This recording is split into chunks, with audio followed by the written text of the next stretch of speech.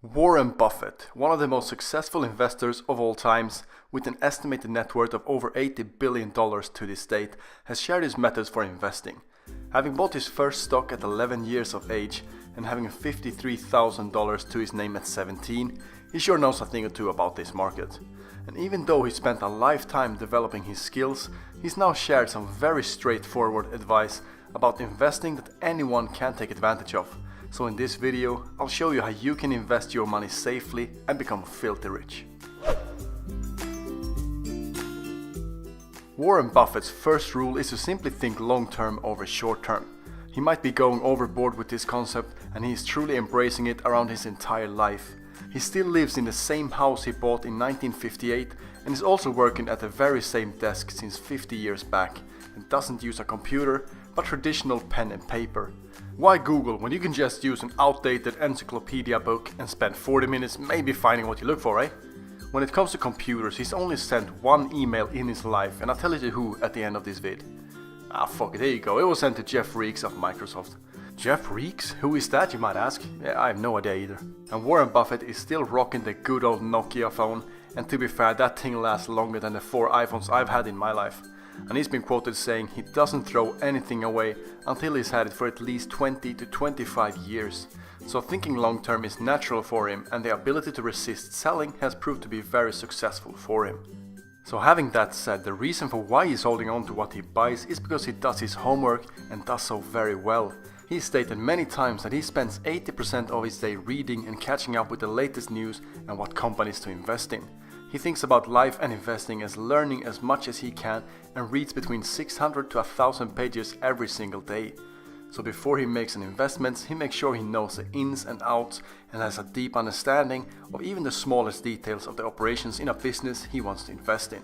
And he tends to invest in huge companies that he thinks has the ability to live and strive for a long time. And he makes the metaphor that investing is a lot like baseball, and instead of swinging at every ball that comes his way, he waits for just the right pitch. He's got the patience to watch pitch after pitch go by until just the right one comes his way. And even when people are screaming to swing, he remains calm and have trust in himself and only swings at the pitches that's in his area. When he's done his research and an opportunity comes along to invest in that's in his area of expertise, that's when he goes for the home run and hits big. However, not many people have the time or money to read for 8 hours a day and invest a few billions in the biggest companies like Warren Buffett, and it's not a strategy that anyone can apply and find success with. And I wanted to make a video explaining how absolutely anyone can invest and become rich without taking time to read and grasp what to invest in, which is why I'm super excited to share this with you. So when reading the Berkshire Hathaway annual report of 2013, one of the most interesting paragraphs I found was on page 20, where he gave a very simple and straightforward advice about investing. He says, "My money is where my mouth is. What I advise here is essentially identical to certain instructions I've laid out in my will." So in his will, he's demanded that the future of his family's money should be invested such as this. Put 10% of the cash in short-term government bonds and 90% in a very low-cost S&P 500 index fund. And he finishes it off by stating, "I believe the trust long-term results from this policy will be superior to those attained by most investors." I told you it was straightforward, didn't I? And don't try to outplay the market, but instead play with it. No man or machine can predict the ups and downs of the market, well, except for Warren Buffett maybe, so it would be foolish to try to beat it when you can simply join it.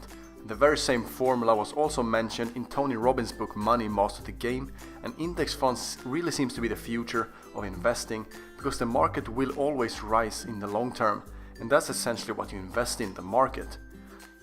And the S&P 500 contains all the 500 largest companies that trades on the New York Stock Exchange and the Nasdaq.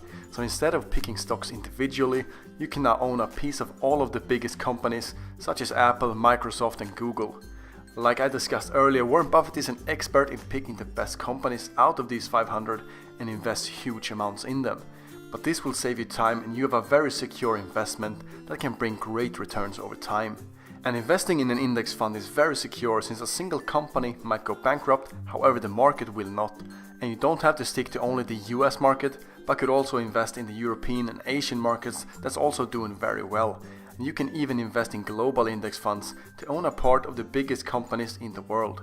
and for the other 10%, the short-term government bonds is a very low risk, low cost alternative, and short-term bonds are very attractive to investors because they are very stable and consistently rising. However, their returns tends to be smaller. And I have taken a very similar but slightly more aggressive approach to investing as Warren Buffett is suggesting, and I've had great results with it. I'll link the Berkshire Hathaway annual report in the description if you want to read it, and I'll finish off this video through Warren Buffett's own words. The goal of the non-professional should not be to pick winners, but should rather be to own a cross-section of businesses that in aggregate are bound to do well. Hope you enjoyed it, slam bangle that like button if you did, and I'll see you in the next one.